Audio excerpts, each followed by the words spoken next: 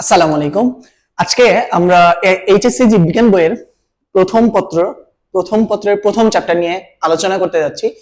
ক্লাসটি মূলত এইচএসসি 27 এবং এইচএসসি 28 ব্যাচের বাচ্চাদের জন্য।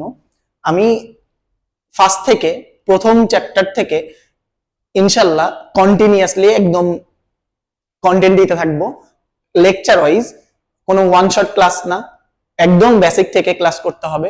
এইচএসসি ও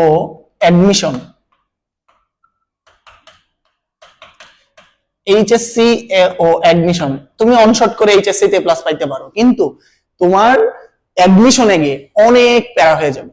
তো এখন থেকে যদি একটু একটু বেসিক পড়ো, ওয়ান শট কাদের জন্য হয়? যারা একটু একটু পড়াশোনা করছে, বেসিকটা জানে, তাদের জন্য ওয়ান শট ক্লাস করলে মানায়। তো ওয়ান শট করবে তুমি এইচএসসি পরীক্ষার আগে বা এইচএসসি পরীক্ষার সময়। তুমি এখন কি করবা? এখন হচ্ছে তোমার বেসিক পড়ার সময়। তো এখন থেকে তুমি হচ্ছে বেসিক পড়বা। বেসিক পড়তে পড়তে যখন তোমার বেসিকটা নিজের মধ্যে চলে যাবে, তখন তুমি একটা রিভিশন ক্লাস, অনশট মানে হচ্ছে একটা রিভিশন ক্লাস, তো রিভিশন করবা। তুমি যদি কোনোদিন না পড়ে যে অনশট ক্লাস করো, তাহলে তো এটা হইলো না। তো আমরা এসএসসি যে জীববিজ্ঞান বই ছিল, এইচএসসি 28 ব্যাচের বাচ্চাদের জন্য বলতেছি, এসএসসি জীববিজ্ঞান বই আর এইচএসসি জীববিজ্ঞান বই রাত দিন তফাৎ, সিলেবাসও রাত দিন তফাৎ, পড়াও রাত দিন তফাৎ। তো এখন থেকে বেসিক থেকে শুরু করে একদম কনসেপ্ট সহ পড়তে হবে। তো ম্যাক্সিমাম স্টুডেন্টরা জানে যে মুখস্থ করতে হয়, বা সবই মুখস্থ না, বায়োলজিতে একটু স্ট্র্যাটেজিক ভাবে পড়লে ভালো মনে থাকে। বায়োলজি অবশ্যই মুখস্থের সাবজেক্ট, মুখস্থ না করলে জীবনেও হবে না। প্রত্যেকটা চ্যাপ্টারই মুখস্থ করতে হয়, ফিজিক্সের সূত্র মুখস্থ করতে হয়, কেমিস্ট্রির ম্যাক্সিমাম অনেক জিনিস কি করতে হয়, বুঝে তারপর মুখস্থ করতে হয়। এটাও সেম, তুমি বুঝবা তারপর মুখস্থ করবা। তো ইনশাল্লাহ আমরা যে ক্লাসটি শুরু করতে যাচ্ছি সেটা হচ্ছে আপনার চ্যাপ্টারটির জীববিজ্ঞান বইয়ের দুইটা পত্র থাকে, first paper, second paper. First পেপারের আমরা প্রথম লেকচার করব, প্রথম চ্যাপ্টারের প্রথম লেকচার। অধ্যায়টির নাম হচ্ছে কোষ ও এর গঠন। কি নাম? কোষ ও এর গঠন। তো আমরা আজকে ইনশাআল্লাহ যাত্রা শুরু করতেছি আমাদের। আমি চেষ্টা করব ম্যাক্সিমাম এই চ্যাপ্টার গুলোর ফ্রি ক্লাস দেওয়ার। তো আমরা আমার সাথে যদি সাপোর্ট দেন, ইনশাআল্লাহ ম্যাক্সিমাম চ্যাপ্টারই আমি কি ইম্পর্টেন্ট চ্যাপ্টার গুলো ফ্রি দেওয়ার চেষ্টা করব ইনশাআল্লাহ। তো চলেন শুরু করি। হ্যাঁ, এবার আসেন, যে প্রথমেই চ্যাপ্টারটির নাম হচ্ছে কোষ ও এর ধারণা, গঠন। তো কোষ ও এর গঠন, তো কোষ এর ইংলিশ কি? সেল। আমরা 9-10-এও পড়ে আসছি যে সেল। তো কোষের ধারণা, কোষ কোথা থেকে আসছে?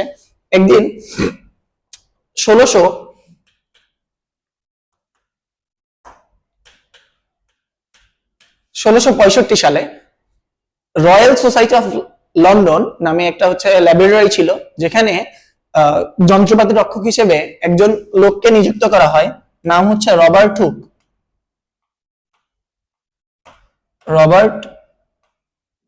হুক। ব্যক্তিটার নাম কি? Robert Hooke. তো রবার্ট হুক প্রতিদিন দেখে বা প্রতি সপ্তাহে দেখতো যে বিভিন্ন বিজ্ঞানীরা ভালো ভালো জিনিস, নিজে ইউনিক জিনিস গবেষণা করে এসে মানুষের কাছে বা প্রেজেন্ট করতো। তো উনি একটি সপ্তাহে চিন্তা করেছে যে এমন একটা জিনিস একটু চিন্তা ভাবনা করে বের করবে বা আবিষ্কার করবে, যেটা বিজ্ঞানীদের সামনে সে পরবর্তী সপ্তাহে কি করতে পারে, প্রেজেন্ট করতে পারে। তো উনি কি করছে, একটি হচ্ছে, আমি আশা করতেছি সবাই দেখছো, সুগন্ধি বা সুগন্ধির যে এইগুলো আছে, বোতলগুলো আছে, এটা দেখছো। তো সুগন্ধি বোতলে দেখবা যে একটা হচ্ছে উপরে একটা এরকম একটা জিনিস দিয়ে মুখাটা আটকানো থাকে।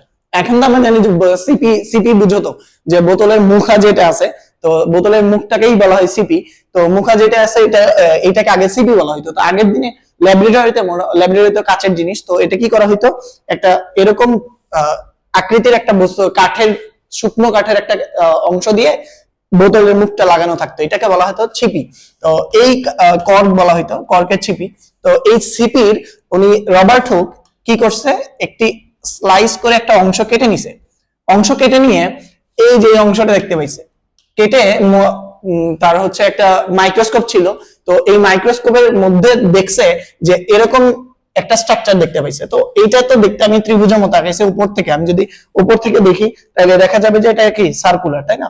তো সার্কুলার হবে এবং এটাকে ত্রিকোণ আকৃতির সিপি হবে। তো এইটার একটা অংশ কেটে নিছে, নেওয়ার পরে উনি এরকম একটা জিনিস দেখতে পাইছে। এটা কার সাথে একটু চিন্তা করেন তো আপনারা যে এরকম জিনিস আপনি কোথাও দেখছেন কিনা। হ্যাঁ, আপনি দেখছেন কোথায়? মৌমাছির চাকে, মৌমাছির চাকের মতো। মৌমাছির কিসের মতো? চাক, মৌমাছির চাকের মতো। মৌমাছির চাকের মতো, মৌমাছির চাকের মতো মানে কি? মৌমাছির চাকে দেখবেন যে এরকম এরকম ছোট ছোট ছোট ছোট এরকম প্রকোষ্ঠ দেখা যায়। মৌমাছি ছোট ছোট প্রকোষ্ঠ দেখা যায়। মৌমাছির যে আছে আর কি, চাক আছে, যেটা মৌমাছির বাসা বলা যায়। হ্যাঁ, মৌমাছির বাসা, তো যেখানে মধু থাকে আর কি। তো এরকম এরকম অংশ দেখতে পাই। দেখেন এখানে একটু বুঝাই যাইতেছে যে এর মাঝে ছোট ছোট কি আছে, ছোট ছোট প্রকোষ্ঠ আছে, বায়ু কুঠুরি আছে। তো এই কুঠুরি গুলাকে উনি সেল নামকরণ করেন। কি নামকরণ করেন? কি নামকরণ করেন? সেল নামকরণ করেন। কি নামকরণ করেন? সেল। এবং এই সেল শব্দটা আসছে কোথা থেকে? ল্যাটিন একটা ওয়ার্ড থেকে, যার নাম হচ্ছে কি? সেলুলা। কি নাম? সেলুলা। তো এইটার এই সেল শব্দের অর্থ কি? সেলুলা শব্দের অর্থ হচ্ছে ছোট কুঠুরি বা প্রকোষ্ঠ, ছোট কুঠুরি বা প্রকোষ্ঠ। এবং উনি বিজ্ঞানী রবার্ট হুক যেটা দেখে, যে সেলটা দেখে, সেটি ছিল হচ্ছে মৃত কোষ। মৃত কোষ, মৃত কোষ দেখে। কেন বলেন তো? এই যে এটা একটা শুকনা শুকনা কাঠের চিপি থাকে, তো শুকনা কাঠের এই কোষগুলো কি হবে? মৃত হবে। তো মৃত দেখে। এবার আসেন জীবিত কোষ কে দেখে? অ্যান্টনি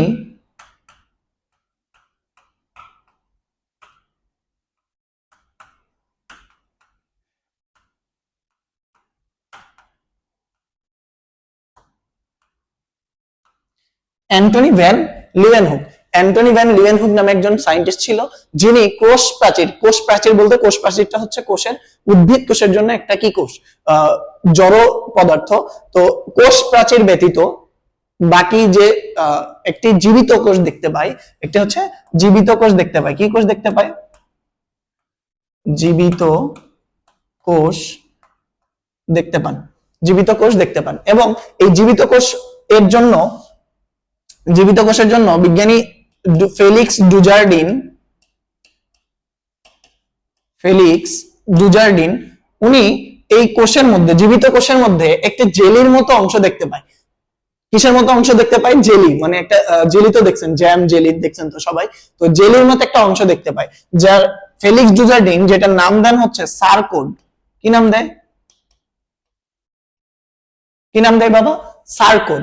এবার আসেন ফেলিক্স ডুজারডিন যে নামটা দিল সারকোড, এই সারকোড এর নামটাকে পরবর্তীতে বিজ্ঞানী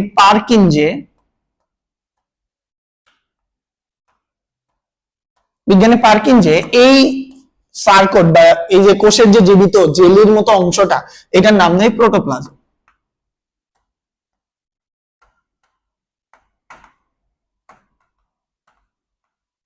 কি নাম দেয় বাবা? প্রোটোপ্লাজম। তাহলে সর্বপ্রথম যে কোষ আবিষ্কারক কে? Robert hook. উনি কি কোষ দেখতে পায়? মৃত কোষ। তো জীবিত কোষ দেখতে পায় কে? কোষ প্রাচীর ছাড়া কোষের যাবতীয় জীবিত অংশ দেখতে পায় হচ্ছে অ্যান্টনি ভ্যান লিউয়েনহুক। কি নাম? Antony van Leeuwenhoek. Antony van Leeuwenhoek. আর কোষের সর্বপ্রথম আবিষ্কারক কে? Robert Hooke. কি নাম? Robert Hooke. এবার আসেন এরপরে কোষের যে জীবিত কোষে যে জেলির মতো, কোষের ভেতরে যে জেলির মতো অংশ দেখতে পাই কে? ফেলিক্স ডুজারডিন। উনি নাম দেয় কি? সারকোড। আর বিজ্ঞানী পারকিনজে, বিজ্ঞানী পারকিনজে এর পরবর্তীতে এটার নাম দেয় হচ্ছে কি? প্রোটোপ্লাজম। এরপরে আমরা যেটা দেখবো কোষের RNA world hypothesis. RNA world hypothesis, sorry, এর সাথে আমরা আরেকটা পার্ট দেখব যেটার নাম হচ্ছে endosymbiosis. Endo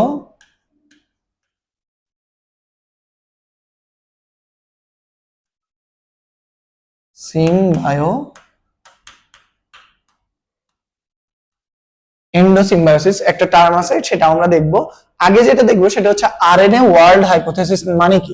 RNA world hypothesis হচ্ছে আগের দিনে মানুষ চিন্তা করতো যে আরএনএ থেকে জীবগুলো আসছে আরএনএ থেকে। তো আরএনএ থেকে আসছে বলতে এক নাম হচ্ছে লাইটেনিং। লাইটেনিং বুঝো সবাই? একটু বলো তো, লাইটেনিং বুঝো কিনা?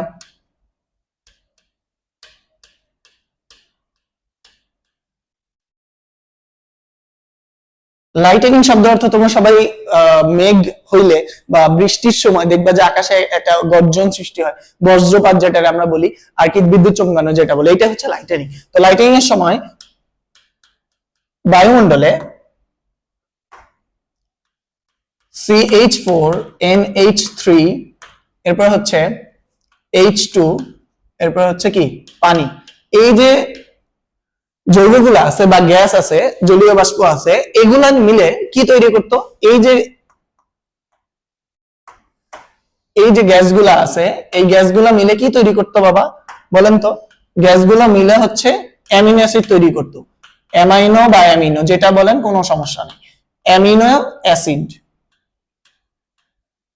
অ্যামিনো অ্যাসিড তৈরি করতো। এরপরে সমুদ্রের গভীর থেকে চিন্তা করা হইতো, 2 নম্বর হচ্ছে সমুদ্রের গভীর থেকে কার্বন ও পলিমার যৌগ, কার্বন ও এর পলিমার যৌগ গঠন হয়েছে, পলিমার যৌগ গঠন হয়েছে, পলিমার যৌগ গঠন হয়েছে। এরপরে পলিমার যৌগ গঠন হওয়ার পরে এখানে একটা ফসফোলিপিডের বাইলেয়ার তৈরি হয়েছে, ফসফোলিপিড।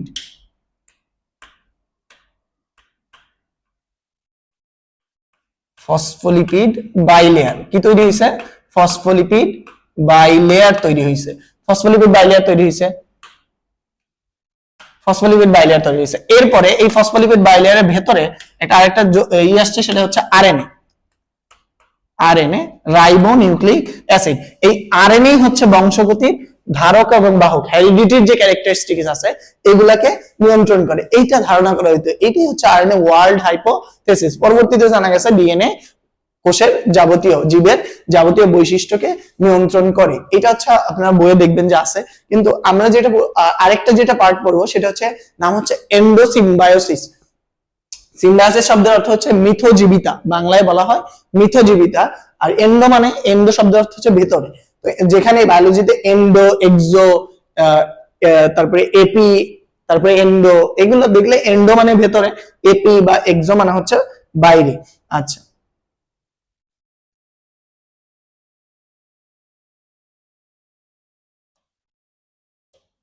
আচ্ছা ধরেন এটা একটা কোষ।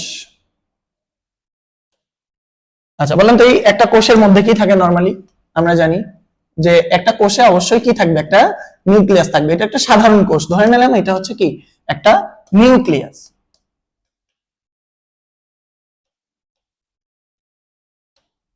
একটা হচ্ছে কি নিউক্লিয়াস, আর এটা একটা সাধারণ কোষ। তো এই সাধারণ কোষের মধ্যে ধরেন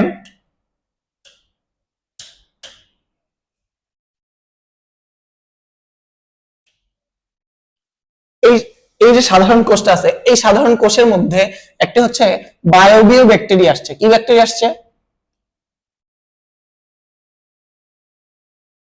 কি ব্যাকটেরিয়া আসছে? এটার নাম হচ্ছে কি বায়োবিও ব্যাকটেরিয়া, অ্যারোবিক ব্যাকটেরিয়া, বায়ো বিও।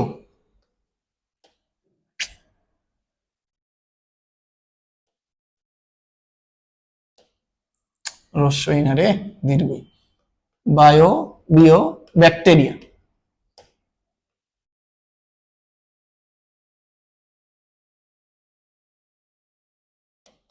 কি আসছে বাবা?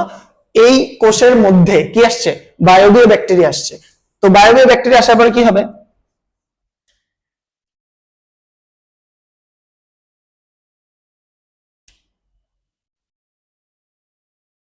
এই যে বায়োবিও ব্যাকটেরিয়া কি আসছে, তাহলে বায়োবিও ব্যাকটেরিয়া যখন আসবে তখন এই যে কোষটা,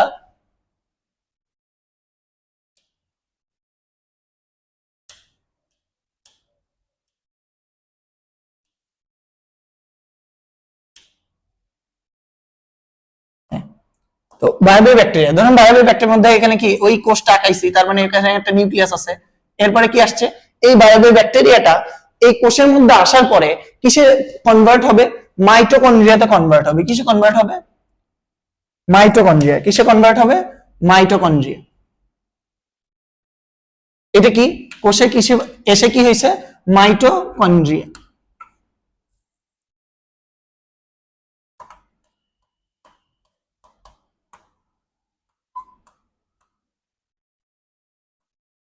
কি হয়েছে বাবা? মাইটোকন্ড্রিয়া। এরপরে এই কোষের মধ্যে আরেকটা কি আসবে? আরেকটি ব্যাকটেরিয়া আসবে যার নাম হচ্ছে কি, আরেকটি ব্যাকটেরিয়া আসছে, ধরে নেন এটা একটা ব্যাকটেরিয়া, যেটা এইটার নাম হচ্ছে কি ফটোসিনথেটিক ব্যাকটেরিয়া। কি? Photosynthetic, synthetic, photosynthetic bacteria.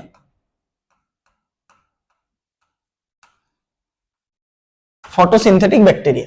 একটা হচ্ছে কি বায়োবে ব্যাকটেরিয়া, যেটা এসে কিসে কনভার্ট হইছে, কিসে কনভার্ট হইছে, মাইটোকন্ড্রিয়াতে। আর এই ফটোসিনথেটিক ব্যাকটেরিয়াটা যখন এই কোষের মধ্যে আসবে, যখন এই কোষের মধ্যে কি করবে, আসবে, যখন এই কোষের মধ্যে আসবে তখন কি হবে, আচ্ছা এটা একটু আমি এখানে আঁকাইলাম, যখন এখানে আসবে বায়োবে ব্যাকটেরিয়াটা, ধরেন এখান থেকে এখানে আসছে, তো এই কোষটার ভেতরে আসবে, আগের তো এটা ছিলই, তো আগের তো এই যে নিউক্লিয়াস ছিলই, নিউক্লিয়াস থাকবেই, এরপর এখানে কি ছিল, একটি কি ব্যাকটেরিয়া ছিল, বায়োবে ব্যাকটেরিয়া, যেটা কিসে কনভার্ট হইছে, মাইটোকন্ড্রিয়াতে, যেটা মাইটোকন্ড্রিয়াতে কনভার্ট হইছে। আর এই যে কোষটা দেখতেছেন, এই যে এখানে যেটা আসবে সেটা হচ্ছে কিসে কনভার্ট হবে,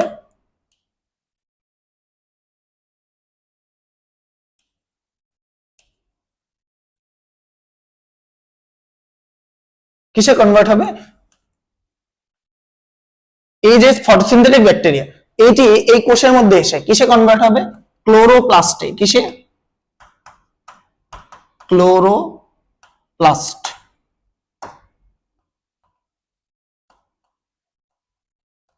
কিসে কনভার্ট হবে, ক্লোরোপ্লাস্ট। তাহলে একটা কোষের মধ্যে অন্য একটা জীব এসে দুইটা একসাথে বসবাস করে টিকে থাকার যে প্রক্রিয়া, এটাই হচ্ছে এন্ডোসিম্বায়োসিস। এটাই কি, এন্ডোসিম্বায়োসিস।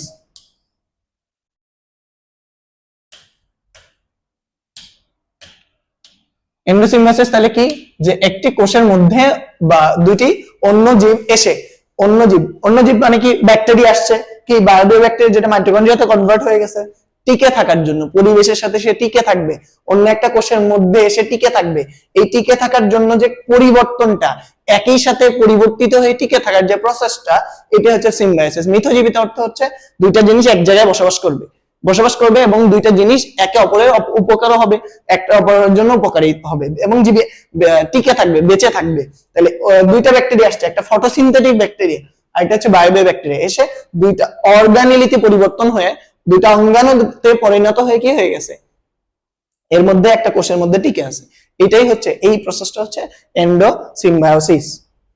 এবার আসেন কোষ, কোষের সংজ্ঞা। কোষের সংজ্ঞা অনেকজন বিজ্ঞানী আছে, জিন ব্র্যাকেট আছে, ডি রবার্টিস আছে, লোই এন্ড সিকেভিজ। সবচেয়ে ইম্পর্টেন্ট হচ্ছে এই লোই এন্ড সিকেভিজের যে এটা আছে, লোই এন্ড সিকেভিজ।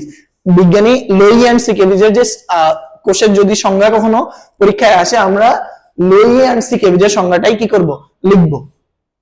লোই এন্ড সিকেভিজের সংজ্ঞাটা কি ছিল, একটি কোষ হলো জীব কার্যকলাপের একক এবং বৈষম্যভেদ্য বলতে অর্ধভেদ্য ঝিল্লি দ্বারা আবৃত, এবং যে কোষ হলো কি জৈবিক কার্যকলাপের একক একটি অর্ধভেদ্য ঝিল্লি দ্বারা বা বৈষম্যভেদ্য ঝিল্লি দ্বারা আবৃত, যা অন্য কোনো মাধ্যম, সজীব মাধ্যম ছাড়াই নিজেই তার প্রতিরূপ বা বংশধর সৃষ্টি করতে পারে। এটা হচ্ছে কি কোষের সংজ্ঞা, যে কি বলছে, এই যে জৈবিক ক্রিয়াকলাপের একক একটি অর্ধবেদ্য ঝিল্লি দ্বারা আবৃত, যা অন্য কোনো সজীব মাধ্যম ছাড়াই আত্মপ্রজনন মানে কি, যে নিজেই অন্য জীবের কি করবে, নিজেই অন্য কোনো মাধ্যম ছাড়া নিজেই নিজের প্রতিরূপ বা বংশধর সৃষ্টি করবে। এটা হচ্ছে কোষ। আরো বইয়ে জিন ব্র্যাকেট এবং ডি রবার্টিস নামে যে সায়েন্টিস্ট গুলো আছে, ডি রবার্টিস এর মতো হচ্ছে কোষ হলো জীবের গাঠনিক এবং কার্যগত একক। এতে অনেকগুলো সংজ্ঞা আছে, মোটামুটি এইটাই ধারণা। আমরা যদি কোষে পরীক্ষায় আসে আমরা এইটা লিখে দিব, কি করব, লোই এন্ড সিকেভিজের যে সংজ্ঞাটা আছে এটা আমরা কি করব, লিখে দিব। ওকে, এবার আসেন আমরা হচ্ছে কোষের যে সংজ্ঞাগুলো আছে এটা দেখলাম। এখন একটা কোষের মধ্যে কি কি থাকতে পারে, আচ্ছা এরপর আসেন হচ্ছে আমরা কোষ বিদ্যা পড়বো। যাই হোক, কোষের সংজ্ঞা পড়লাম, এখন কোষের আমরা কোথা থেকে আসছে এটাও দেখছি। আচ্ছা, কোষবিদ্যা, সাইটোলজি, ইংলিশে বলা হয় সাইটোলজি, যে এটা একটা জীববিজ্ঞানের বায়োলজির কি ব্রাঞ্চ আর কি, শাখা আর কি, বায়োলজি যে আমাদের পড়াশোনা আছে এইটার একটা যেখানে, তাহলে এটা যদি স্পেসিফিকলি সংজ্ঞায় বলতে চাই তাইলে হচ্ছে জীববিজ্ঞানের যে শাখায় কোষের গঠন, বিকাশ, বৃদ্ধি এবং কার্যকলাপ বা কাজ নিয়ে আলোচনা করা হয়, বিকাশ নিয়ে, বিভাজন নিয়ে, কোষের বিভাজন নিয়ে আলোচনা করা হয়, জীববিজ্ঞানের ওই শাখাকে বলা হয় কি সাইটোলজি বা কোষবিদ্যা। এখানে বলা আছে যে জীববিজ্ঞানের যে শাখায় জীবের কোষের গঠন, বিকাশ, জৈবিক কার্যকলাপ, অঙ্গাণুগুলোর কি কাজ বা ভৌত রাসায়নিক গঠন, এগুলো নিয়ে আলোচনা করা হয়, এটা হচ্ছে কোষবিদ্যা। রবার্ট হুককে, বিজ্ঞানী রবার্ট হুককে কোষবিদ্যার জনক বলা হয়, কিন্তু আধুনিক কোষবিদ্যার জনক হচ্ছে কার্ল পি সোয়ানসন। কি নাম? Carl P Swanson. তাহলে এটা হচ্ছে কার্ল পি সোয়ানসন হচ্ছে কি আধুনিক কোষবিদ্যার জনক, আর আগে যে কোষবিদ্যা মানে কোষ আবিষ্কার করছে যিনি, কোষবিদ্যাও আবিষ্কারক হিসেবে তিনি রবার্ট হুক। তো কাইটোস শব্দের অর্থ হচ্ছে কি ফাঁকা বা ওই যে সেল, কাইটোস। সাইটোলজি তো নলেজ, লজি শব্দ, লগস শব্দের অর্থ হচ্ছে জ্ঞান, সাইটো শব্দের অর্থ কোষ, তো কোষের সম্পর্কে যে জ্ঞান অর্জন করা হয় যে শাখা, এটা হচ্ছে কোষবিদ্যা। এরপরে আমরা যেটা বলবো হচ্ছে কোষ মতবাদ, সেল থিওরি। সেল থিওরি কি? কোষ মতবাদ। কোষ মতবাদ হচ্ছে কি বিজ্ঞানী জ্যাকব স্লেইডেন, তিনজন, স্লেইডেন, এরপর হচ্ছে থিওডর সোয়ান, আর চিকিৎসক হচ্ছে কি রুডলফ ভার্চু। ঠিক আছে, রুডলফ ভার্চু কোষ তত্ত্বের প্রদান করেন। কোষ তত্ত্বটা কি? কোষের একটা থিওরি আর কি। কোষ তিনজন বিজ্ঞানী এটা আবিষ্কার করে, Jakob Schleiden, Carl P Schwann, Theodor Schwann, আর একটা হচ্ছে কি ভার্চু। এই তিনটা বিজ্ঞানী কোষ তত্ত্ব, এর মূল কথা হচ্ছে কোষ তত্ত্ব আবিষ্কার করেন। এর মূল তিনটা কথা আমি বই থেকে নিয়ে আসছি। সেটা হচ্ছে কি জীব, সকল জীব কোষ দ্বারা গঠিত। কি দ্বারা গঠিত? সকল জীব কোষ দ্বারা গঠিত। এবং জীবের যে গাঠনিক এবং কার্যগত একক, এটা হচ্ছে কি গাঠনিক ও কার্যকর একক কি ক্ষুদ্রতম একক হচ্ছে কি ক্ষুদ্রতম একক হচ্ছে কোষ। কোষ হচ্ছে জীব ও জীবদের গাঠনিক এবং কার্যকরী ক্ষুদ্রতম একক। এরপর হচ্ছে সকল পূর্ব সৃষ্ট কোষ, মানে এখন যে কোষটা সৃষ্টি হয়েছে এটা যে কোনো একটা কোষ থেকে উৎপন্ন হয়েছে। তার মানে একটা কোষ অন্য আর একটা কোষ থেকেই উৎপন্ন হয়। এটাই হচ্ছে কি সেল থিওরি। আমরা কোষ বিভাজন পড়ে আসছি ক্লাস 9-10 এ। যারা 27 ব্যাচে আছেন এই চ্যাপ্টারটা আগেও পড়ছেন আমি আশা করি, বা 9-10 আপনারাও পড়ছেন যে কি সেল ডিভিশন তো পড়ছেন, কোষ বিভাজন, মাইটোসিস, মিওসিস। তার মানে একটা কোষ থেকে আরেকটা কোষগুলো একটা কোষ আরেকটা কোষ থেকেই উৎপন্ন হয়। এটাই হচ্ছে সেল থিওরি। আর কোষের একটা জীব দেহের গাঠনিক এবং কাজের এককটাই হচ্ছে কোষ। এটা হচ্ছে সেল থিওরি। আচ্ছা, সেল থিওরি এরপরে আমরা যেটা বলবো কোষের আয়তন। কোষের আয়তন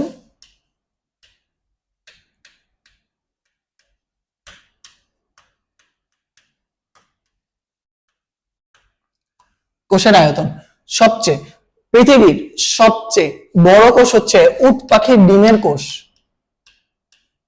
উট পাখির ডিমের কোষ,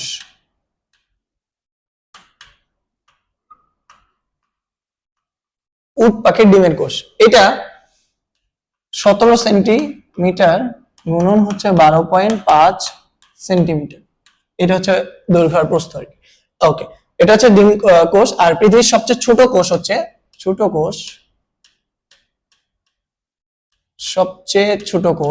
সেটা কি? পৃথিবীর সবচেয়ে ছোট কোষ হচ্ছে মাইকোপ্লাজমা। মাইকোপ্লাজমা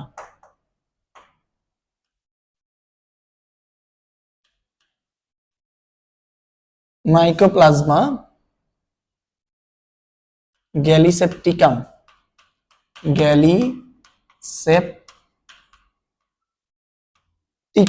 আবুল হাসান স্যারের বইয়ে এইটাকে আবার বলা আছে পিপিএলও। পিপিএলটা বড় হাতের দিব, এল ও। পিপিএলও মানে কি? পিপিএলও এর ফুল ফর্ম কি? প্রথম পিটা হচ্ছে প্লিউরো, প্রথম কি প্লিউরো। আর দ্বিতীয় পি হচ্ছে নিউমোনিয়া,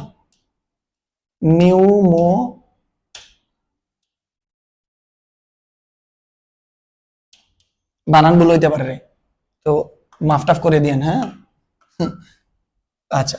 প্লিউরো নিউমোনিয়া ই নাই মনে হয়, pneumonia, pleuropneumonia like, L হচ্ছে লাইক অর্গানিজম।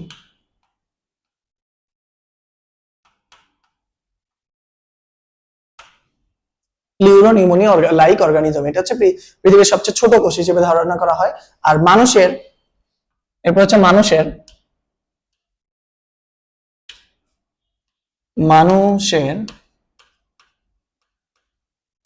সবচেয়ে দীর্ঘতম কোষ মোটর নিউরন। কি নাম?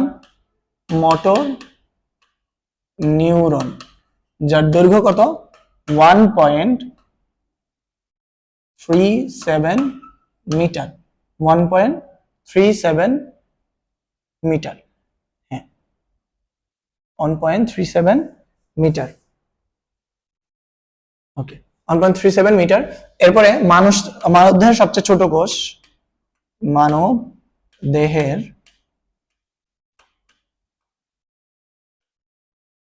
সবচেয়ে ছোট কোষ, মানবদেহের সবচেয়ে ছোট কোষ হচ্ছে অনুচক্রিকা।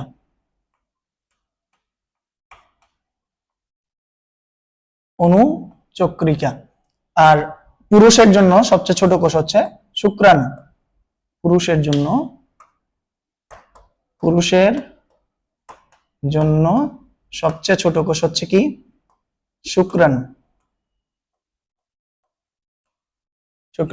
এই যে এইগুলা দেখলেন, আচ্ছা আমরা একটু এখানে বইয়ে কোথায় লেখা আছে এটা দেখি। এই যে এখানে, এই যে দেখেন, এই যেখানে লেখা আছে যে মাইকোপ্লাজমা গ্যালিসেপ্টিকাম, অপর নাম হচ্ছে পিপিএলও, প্লিউরো নিউমোনিয়া লাইক অর্গানিজম।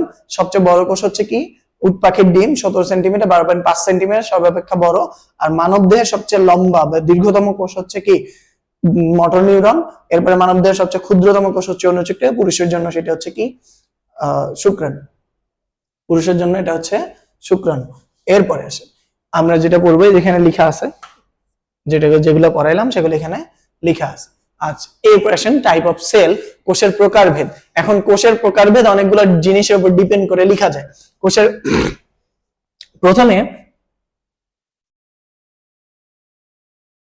শারীরবৃত্তীয় কাজের উপর ডিপেন্ড করে।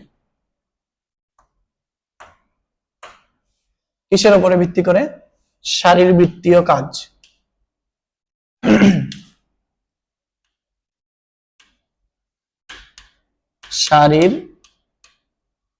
শারীরবৃত্তীয় কাজ।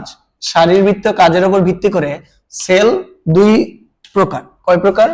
দুই প্রকার। শারীরবৃত্তীয় কাজের উপর ভিত্তি করে সেল হচ্ছে দুই প্রকার। এক নম্বর হচ্ছে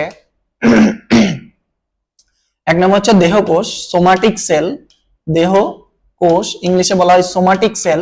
আর দুই নম্বর হচ্ছে জনন কোষ বা রিপ্রোডাক্টিভ সেল। জনন কোষ আর হচ্ছে রিপ্রোডাক্টিভ সেল ইংলিশে বলা হয়। এরপরে আমি যদি আরেকটা প্রকারভেদ বলি, সেটা হচ্ছে নিউক্লিয়াসের গঠন হিসেবে। নিউক্লিয়াসের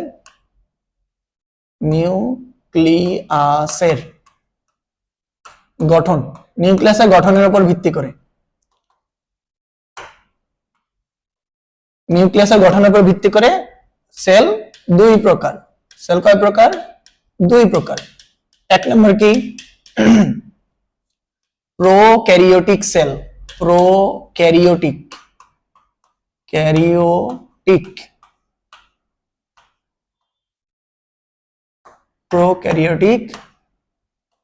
সেল, এটাকে আদি কোষ বলা হয়। কি কোষ?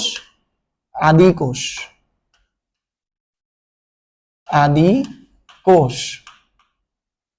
আচ্ছা, দুই নাম্বারটা কি? Eukaryotic sell.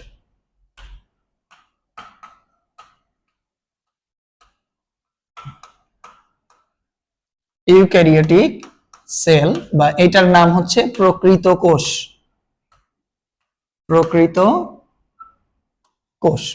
কোষ। তাহলে নিউক্লিয়াসের গঠনের উপর ভিত্তি করে সেল দুই প্রকার, একটা হচ্ছে প্রোক্যারিওটিক সেল আদি কোষ, ইউক্যারিওটিক সেল প্রকৃত কোষ। এরপরে ক্রোমোজোমের সংখ্যার উপর ডিপেন্ড করে আবার দুই প্রকার, হ্যাপ্লয়েড আর ডিপ্লয়েড। এরপরে আসা হচ্ছে কি তার আরেকটা হচ্ছে কি ক্রোমোজোমের সংখ্যা, ক্রোমোজোমের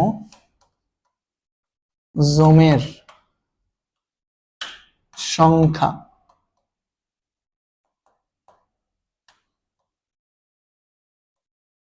ক্রোমোজোমের সংখ্যা এটার উপর ডিপেন্ড করে কয় প্রকার?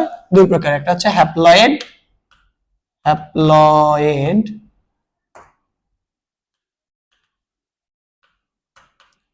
হ্যাপ্লয়েড আর দুই নাম্বারটা হচ্ছে কি ডিপ্লয়েড।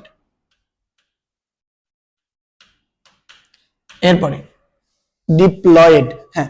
এরপরে এই যে আদি প্রকৃত কোষ দেখতেছেন, এই প্রকৃত কোষ আবার দুই ধরনের। প্রকৃত কোষ কয় ধরনের? দুই ধরনের, নিউক্লিয়াসের উপর ভিত্তি করে। প্রকৃত কোষে নিউক্লিয়াসের গঠন, কোষের গঠনের উপর ভিত্তি করে, সেটা হচ্ছে দুই প্রকার। এক প্রকার হচ্ছে উদ্ভিদ কোষ, উদ্ভিদ কোষ, আর এটা হচ্ছে কি প্রাণী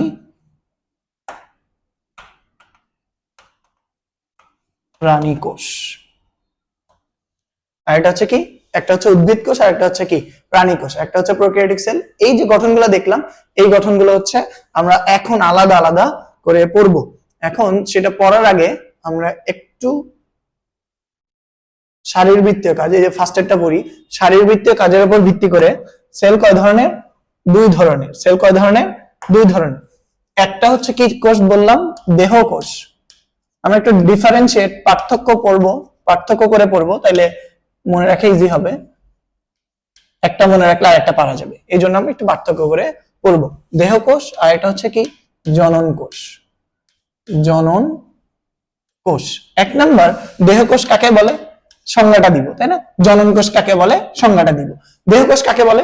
যে সকল দেহের যে সকল কোষ দেহের কাঠামো গঠনে, অঙ্গ ও তন্ত্রের গঠনে কাজ করে তাদেরকে বলা হয় দেহ কোষ। তাদের কি বলে? দেহ কোষ। তাহলে এদের কাজ কি? অঙ্গ ও তন্ত্র গঠন করে। যে সকল কোষ অঙ্গ ও তন্ত্র গঠনে অংশগ্রহণ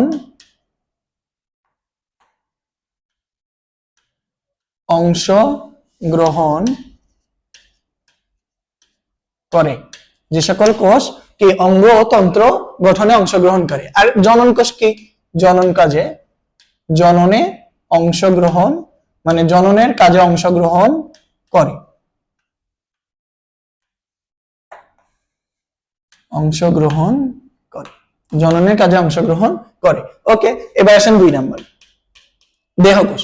এবার আসেন দেহকোষে, দেহকোষগুলো কি হইতে পারে? দেহকোষগুলো ডিপ্লয়েড হয়। কি হয়? ডিপ্লয়েড হয়। ডিপ্লয়েড, ডিপ্লয়েড কি আর হ্যাপ্লয়েড কি আমি বলবো, একটু পরেই বলবো। হ্যাপ্লয়েড, ডিপ্লয়েড আর হ্যাপ্লয়েড। ওকে, এবার আসেন তিন নাম্বার। তিন নাম্বার হচ্ছে উদাহরণ, যেমন পেশি কোষ, পেশি কোষ। এরপরে হচ্ছে কি স্নায়ু কোষ,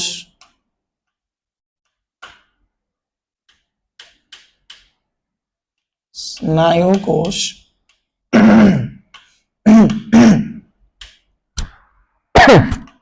স্নায়ু কোষ। এরপরে কি আছে? স্নায়ু কোষ। এরপরে আরো অনেকগুলো আছে, যে আমার পেশি কোষ, স্নায়ু কোষ, এরপরে কি রক্ত কোষ, রক্তকণিকা, যেগুলা রক্তকণিকা, রক্তকণিকা যেগুলো আছে, আরবিসি, ডাব্লিউবিসি, এই যে এগুলা। এরপরে হচ্ছে কি হ্যাপ্লয়েড। আর এটার উদাহরণ কি আছে? দুইটাই আছে, একটা হচ্ছে পুরুষের ক্ষেত্রে শুক্রাণু,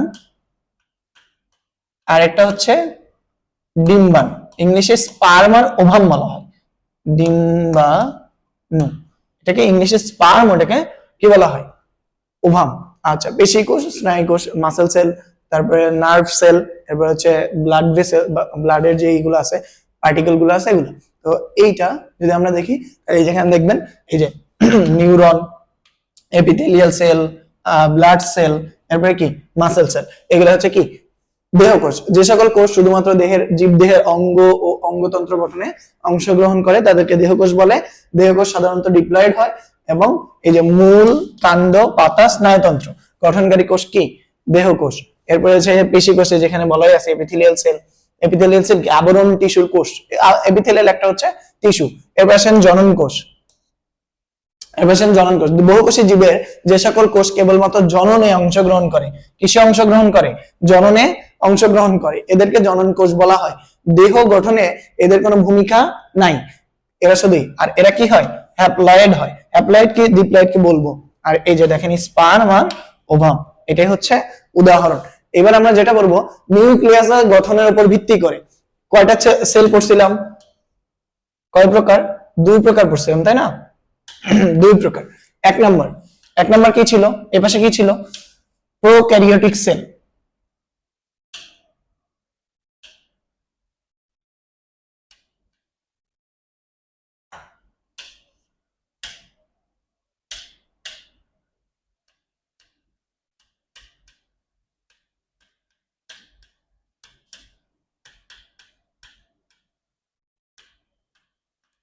প্রোক্যারিওটিক সেল, আর এটা হচ্ছে ইউক্যারিওটিক সেল।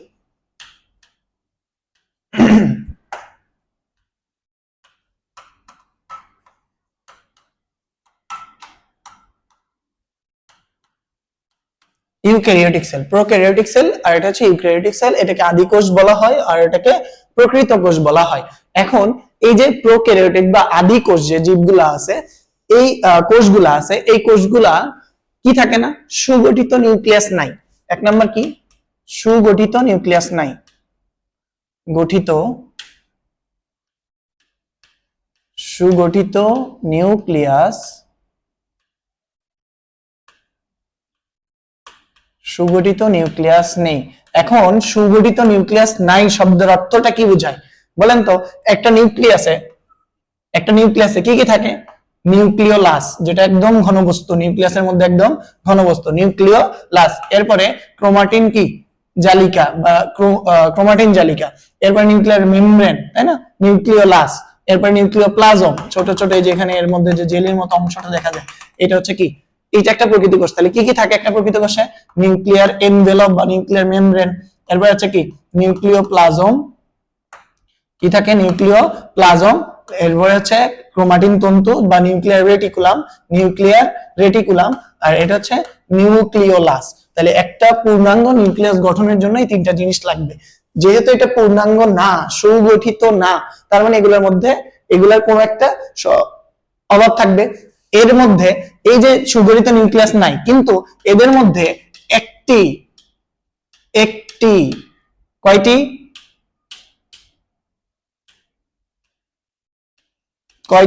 একটি বৃত্তাকার ডিএনএ থাকে।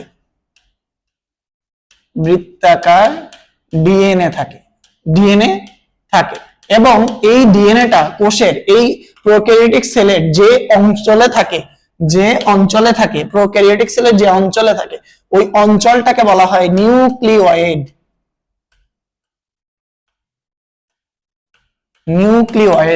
নিউক্লিয়ার কি? নিউক্লিয়ার হচ্ছে এই কোষের যেখানে, মানে এই বৃত্তাকার ডিএনএটা কোষের যেখানে অবস্থান করে সেই অঞ্চলটার নাম হচ্ছে কি?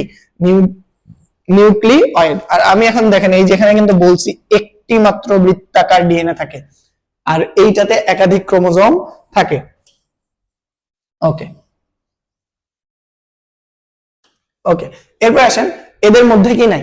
বৃত্তাকার ডিএনএ আছে, আর ওদের কি থাকবে? ক্রোমোজোম থাকবে।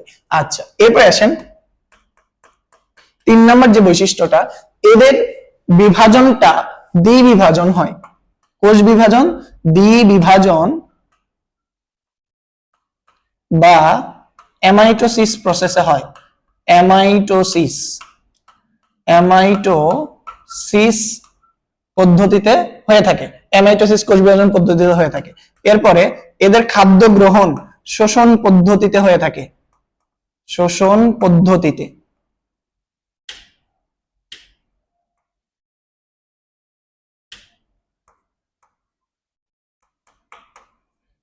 পদ্ধতিতে খাদ্য গ্রহণ করে। শোষণ পদ্ধতিতে খাদ্য গ্রহণ করে। এরপরে এরা কি? প্রোক্যারিওটিক সেলগুলো আমরা 9-10 পড়ে আসছি, মনের রাজ্যের প্রাণী। মনেরা রাজ্যের প্রাণী। মনেরা রাজ্যের প্রাণী, মনেরা রাজ্যের প্রাণী কি ছিল? নীলাভ সবুজ শৈবাল, যেটাকে ব্লু গ্রিন অ্যালগি বলা হয়। নীলাভ সবুজ সবুজ শৈবাল, নীলাভ সবুজ শৈবাল, যেটাকে ব্লু গ্রিন অ্যালগি বলা হয়। সায়ানোব্যাকটেরিয়া। এরপর আছে ব্যাকটেরিয়া। এই যে গঠনগুলো দেখতেছেন এগুলো হচ্ছে সুগঠিত কি প্রোক্যারিওটিক সেলে। বইয়ে একটা লম্বা পার্থক্য দেওয়া আছে, দেখবেন যেখানে কি আছে, প্রোক্যারিওটিক সেলে অপেরণ থাকে, জিন প্রকাশের অপেরণ একটা হচ্ছে জিন প্রকাশের একক, যেটা প্রোক্যারিওটিক সেলে থাকে, এটাতে থাকে না। এরপর ইন্ট্রন, ইন্ট্রন প্রকৃত সেলে থাকে, এটাতে থাকে না। তো এই যে জিনিসগুলো, ইন্ট্রন কি, একজন কি, এগুলো আমরা সামনে দেখব। আচ্ছা, এরপরে আমরা যেটা দেখব সেটা হচ্ছে এগুলোর মধ্যে কি কি আছে। তার মানে এইটাতে যদি সুগঠিত নিউক্লিয়াস না থাকে, এইটাতে যদি সুগঠিত নিউক্লিয়াস না থাকে, তার মানে এটাতে থাকবে। তাহলে এটা কি?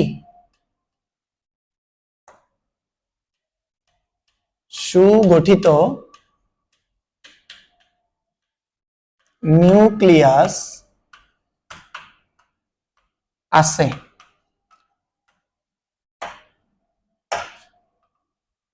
সুগঠিত নিউক্লিয়াস আছে অর্থাৎ কি, এদের মধ্যে পূর্ণাঙ্গ নিউক্লিয়াস থাকে। যেমন কি কি? Nuclear envelope, nuclear membrane, nucleolus, nuclear reticulum, nucleoplasm, সবগুলাই থাকবে, এগুলা থাকে। এবং এদের যে ক্রোমোজোম, এদের একাধিক ক্রোমোজোম থাকে, একাধিক ক্রোমোজোম থাকে।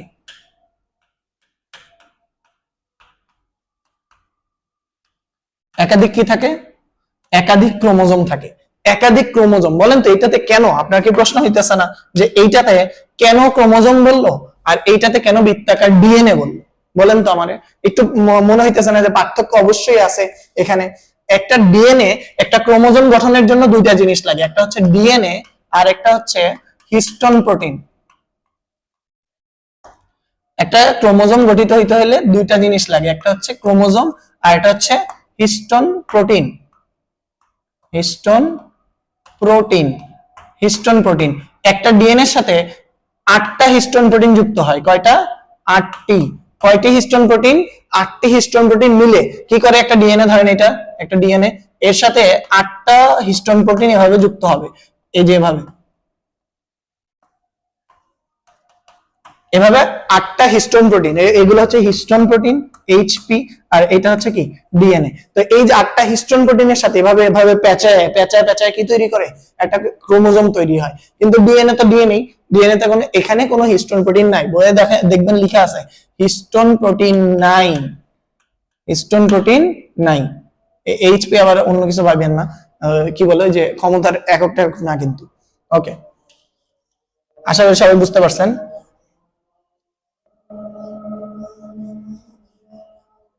ওকে, এবার বলেন এদের এই যে কোষ বিভাজন কি কি হয়, কি কি পদ্ধতিতে হয়? মাইটোসিস, মাইটোসিস, মাইটোসিস ও মিওসিস, মাইটোসিস এবং মিওসিস প্রক্রিয়া হয়ে থাকে। আচ্ছা, এরপরে আসেন এদের খাদ্য গ্রহণ ফটোসিনথেসিসের মাধ্যমে হয়। ফটোসিনথেসিস, ফটোসিনথেসিস প্রক্রিয়া কি হয়ে থাকে? খাদ্য গ্রহণ হয়ে থাকে। আর এরা হচ্ছে কি, উদাহরণ কি কি, উদাহরণ কি কি হইতে পারে বলেন তো? এই যে যত টেরিডোফাইট আছে, আবৃতবীজী উদ্ভিদ আছে, যত আবৃতবীজী আছে, তারপরে নগ্নবীজী উদ্ভিদ আছে, তারপরে হচ্ছে কি টেরিডোফাইট, তারপরে হচ্ছে ব্রায়োফাইট, এরপরে হচ্ছে উদ্ভিদের মানুষের যে কোষগুলো আছে সবগুলাই কি ইউক্যারিওটিক সেলের উদাহরণ। আচ্ছা, এবার আমরা যেটা দেখবো যে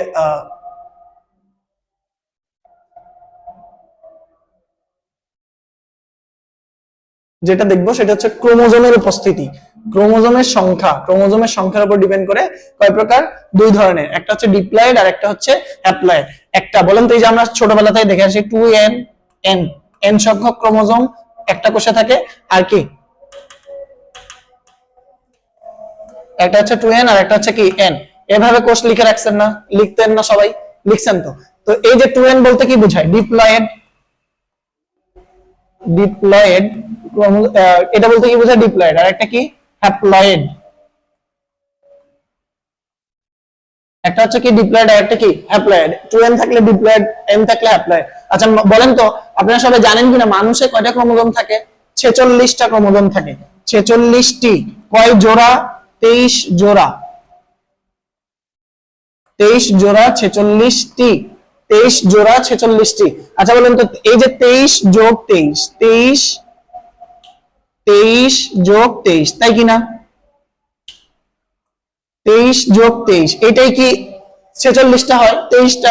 তার মানে এখানে এই 23টা হচ্ছে এক সেট ক্রোমোজোম, এই 23টা হচ্ছে এক সেট ক্রোমোজোম,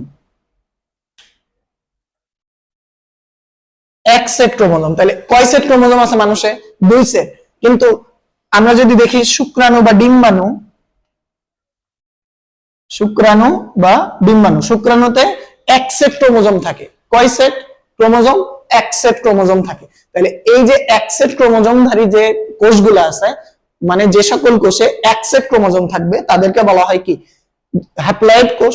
আর যাদের দেহে 2 সেট ক্রোমোজোম থাকে, যেমন মানুষ, এদেরকে বলা হয় ডিপ্লয়েড সেল। এবং মজার বিষয় হচ্ছে এই যে এক সেট ক্রোমোজোম আছে, এই এক সেট ক্রোমোজোমকে আবার কি বলা হয়? জিনোম বলা হয়। কি বলা হয়? জিনোম। এক সেট ক্রোমোজোমকে কি বলা হয়? জিনোম। তাহলে ডিপ্লয়েড সেলে 2 সেট জিনোম থাকে, আর হ্যাপ্লয়েড সেলে এক সেট হচ্ছে একটা জিনোম থাকে। এই যে এখানে লেখা আছে, দেখেন এই যে,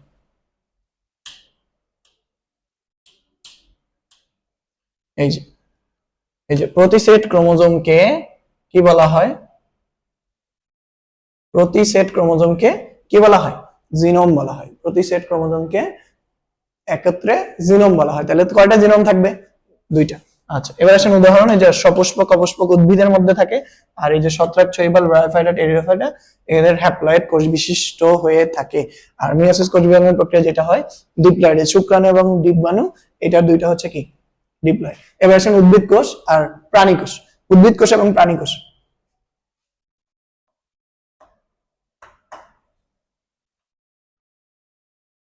উদ্ভিদ কোষ,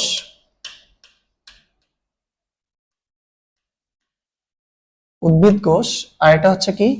প্রাণী কোষ। উদ্ভিদ কোষ এবং প্রাণী কোষ। উদ্ভিদ কোষের মধ্যে পার্থক্য গুলা দেখতেছি আমরা। পার্থক্য উদ্ভিদ কোষের মধ্যে, কোষের মধ্যে তো কমন অনেক জিনিস থাকে। তো পার্থক্য হচ্ছে কি? উদ্ভিদ কোষে কোষ প্রাচীর থাকে। কি থাকে? কোষ প্রাচীর। কোষ প্রাচীর উদ্ভিদ কোষে থাকে, আর প্রাণী কোষে কোষ প্রাচীর থাকে না। কোষ প্রাচীর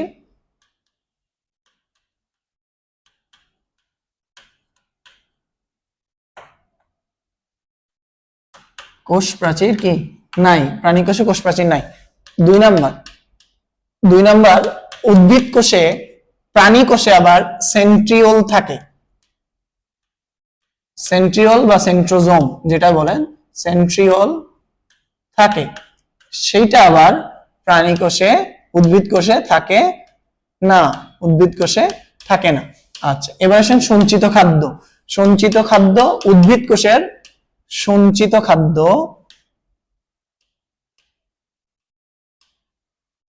সঞ্চিত খাদ্য উদ্ভিদ কোষের সঞ্চিত খাদ্য কি?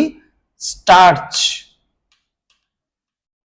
উদ্ভিদ কোষের সঞ্চিত খাদ্য স্টার্চ। আর প্রাণী কোষের সঞ্চিত খাদ্য হচ্ছে কি? গ্লাইকোজেন। কি নাম? গ্লাইকোজেন।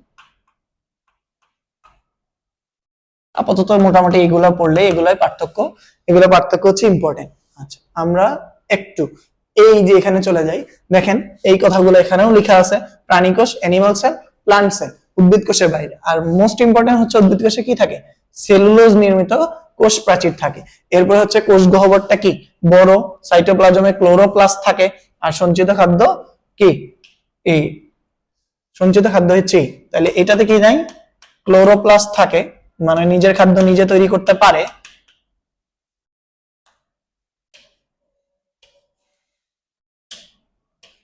ক্লোরোপ্লাস্ট থাকে।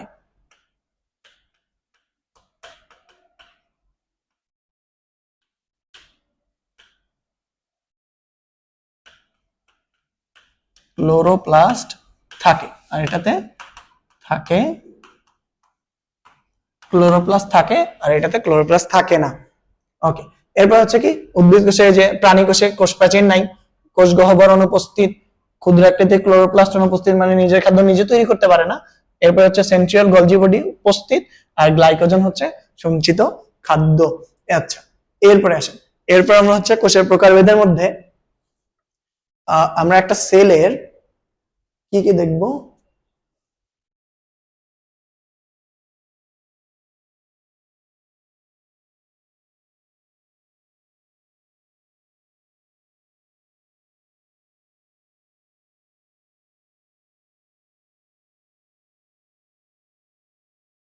Okay.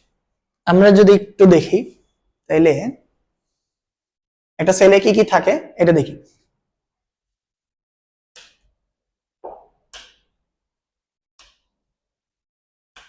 আচ্ছা, এবার দেখেন এই যে 5 নাম্বার, এই যে এখানে একটু মার্ক করাই আছে, তো এইটা হচ্ছে একটা উদ্ভিদ কোষ, এটা একটা উদ্ভিদ কোষ, যেটা এই যে এটা হচ্ছে সেল ওয়াল, যেটাকে কোষ প্রাচীর বলে, কোষ প্রাচীর, এটার নাম কি কোষ প্রাচীর। এরপরে এই যে এই জিনিসটা দেখতেছেন, এটা এটার নাম কি কোষ গহ্বর, কোষ গহ্বর, কোষ গহ্বর। এরপরে এখানে 8 নাম্বার। আচ্ছা, এরপরে এই যে এটা যেটা দেখতেছেন এইটার নাম কি 6 নাম্বার, যেটার নাম হচ্ছে কি Golgi body, Golgi body, Golgi body. Okay, এরপরে এই অংশটার নাম কি নিউক্লিয়াস, এটা দেখেই বোঝা যাইতেছে নিউক্লিয়াস।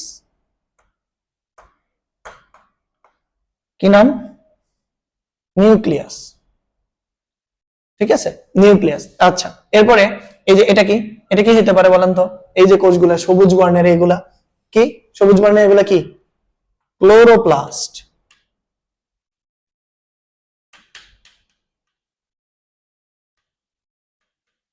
ক্লোরোপ্লাস্ট। ওকে, এরপরে হচ্ছে এই যে এইটা, এটা কি হতে পারে মাইটোকন্ড্রিয়া, মাইটোকন্ড্রিয়া।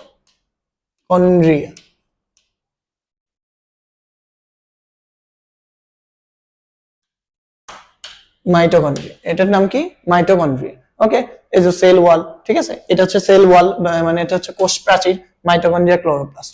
ওকে, আচ্ছা, এবার দেখেন এই যে কোষটা 4 নাম্বার, এটার নাম কি রাইবোজোম, এটার নাম কি রাইবোজোম। তাহলে একটা কোষের, আচ্ছা একটা খেয়াল করে দেখেন, এটা একটা কিন্তু সেল, এটার একটা সেল, এটার একটা সেল, তাহলে এই সেলগুলোর মাঝে, মানে একটা সেলের মধ্যে, একটা সেলের পাশে অনেকগুলো সেল থাকতে পারে। ওকে, আচ্ছা 8 নাম্বারটা কি দেখেন, 8 নাম্বারটা কি ক্লোরোপ্লাস্ট, 9 নাম্বারটা কি মাইটোকন্ড্রিয়া, 2 নাম্বারটা হচ্ছে কি নিউক্লিয়াস, 1 নাম্বারটা কি নিউক্লিওলাস, এই যে এই ঘন বস্তুটা, এই যে ঘন বস্তুটা, এইটা ঘন বস্তুটা। ওকে, এবার আসেন 3 নাম্বার, 3 নাম্বারটা কি rough endoplasmic reticulum. Rough endoplasmic reticulum, endoplasmic reticulum দুই ধরনের হয়, একটা হচ্ছে রাফ আর একটা হচ্ছে কি স্মুথ। রাফ কেন, যে এই দেখেন এখানে রাইবোজোম আছে, দেখছেন এখানে কি আছে রাইবোজোম আছে, এই যে এখানে, তাহলে এই যে সকল এন্ডোপ্লাজমিক রেডিকুলামের সাথে রাইবোজোম থাকে তাদেরকে রাফ এন্ডোপ্লাজমিক রেডিকুলাম বলা হয়। ওকে, এবার আসেন আমরা হচ্ছে 6 নাম্বার দেখবো। 6 নাম্বারটা কি, 6 নাম্বারটা কি গলগি অ্যাপারেটাস, মানে গলগি বডি আর কি, ঠিক আছে এই তো। আর এই 5 নাম্বারটা হচ্ছে ভ্যাকিউল, মানে সেল ভ্যাকিউল, মানে কোষ গহ্বর। ওকে, আমরা যদি এখন যাই, আমরা যদি একটু ব্যাক করি, তাহলে এটা হচ্ছেই, তো এখান থেকে লেখা যাইতে পারে, এটা হচ্ছে নিউক্লিয়াস, এরপর হচ্ছে এটা হচ্ছে গলগি বডি, এটা হচ্ছে কোষ গহ্বর, এরপর হচ্ছে এটা হচ্ছে এই এন্ডোপ্লাজমিক রেটিকুলাম, এটা হচ্ছে ক্লোরোপ্লাস্ট, এটা হচ্ছে কি এই যে এটা হচ্ছে কি মাইটোকন্ড্রিয়া, এই যে এখান দিয়ে দেখতেছেন এগুলা। আর এই যেখানে যে সুতার মতো অংশগুলা দেখতেছেন, এই যে সুতার মতো অংশ, এই যে এখানে সুতার মতো অংশগুলো, এগুলো হচ্ছে স্কেলিটন, সেল, কোষ কঙ্কাল, সেলুলার স্কেলিটন বলা হয়। ওকে, আচ্ছা, তো এইটা দেখলাম আমরা হচ্ছে একটা উদ্ভিদ কোষের মধ্যে কি কি থাকে, এইটা একটু দেখে আসবো, একটা চার্টের মাধ্যমে দেখে আসবো, বইয়ে সুন্দর করে একটা চার্ট আছে, এই যে, এই যে একটা আদর্শ উদ্ভিদ কোষে কি কি থাকে, একটা আদর্শ উদ্ভিদ কোষে কি কি থাকে?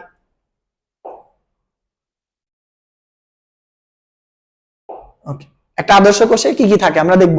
একটা আদর্শ কোষে দেখেন জড় বস্তু, আর এটা হচ্ছে প্রোটোপ্লাজম, যেটা জীবিত। আমি কোষের প্রথমেই বলছিলাম যে কোষ প্রাচীরটা জড় বস্তু হয়। তাহলে জড় বস্তুর মধ্যে দুইটা আছে, একটা হচ্ছে কোষ প্রাচীর, একটা হচ্ছে কি কোষ, একটা হচ্ছে কোষ প্রাচীর, একটা হচ্ছে কোষ প্রাচীর, একটা হচ্ছে নির্জীব বস্তু। এখন কোষ প্রাচীরের মধ্যে দেখেন কোষ প্রাচীর তো কোষ প্রাচীরই, আর নির্জীব বস্তুর মধ্যে দেখেন আরো তিন ধরনের বস্তু আছে। একটা হচ্ছে সঞ্চিত পদার্থ, মিশ্রিত পদার্থ, আর কি বজ্র পদার্থ। সঞ্চিত পদার্থ কি? সঞ্চিত পদার্থ কার্বোহাইড্রেট, প্রোটিন, লিপিড। সঞ্চিত খাদ্য, সঞ্চিত পদার্থ খাদ্য, কার্বোহাইড্রেট, লিপিড, প্রোটিন। এরপর আছে পিগমেন্ট, কি বলে মিশ্রিত পদার্থ হচ্ছে হরমোন, পিগমেন্ট, এনজাইম, নেকটার। এই জিনিসটা আমরা একটা জিনিস দিয়ে মনে রাখবো, সেটা হচ্ছে হাইপেন। হাইপেন, হাইপেন দিয়ে মনে রাখতে পারবো। হাইপেনে এইচ হচ্ছে কি হরমোন, পি হচ্ছে পিগমেন্ট, ই হচ্ছে এনজাইম, এন হচ্ছে নেকটার। তাহলে আমরা এটা শর্টে কি দিয়ে মনে রাখতে পারবো? শর্টে হচ্ছে কি দিয়ে মনে রাখতে পারবো?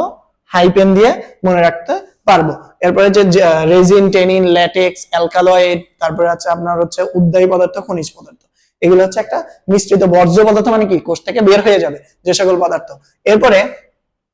এরপরে আমরা যেটা বলবো সাইটো, দেখেন একটা প্রোটোপ্লাজমের তিনটা পার্ট থাকে। একটা হচ্ছে কোষ ঝিল্লি, যেটাকে প্লাজমা মেমব্রেন বা প্রোটোপ্লাজমের মেমব্রেন বলা হয়, প্লাজমালেমা।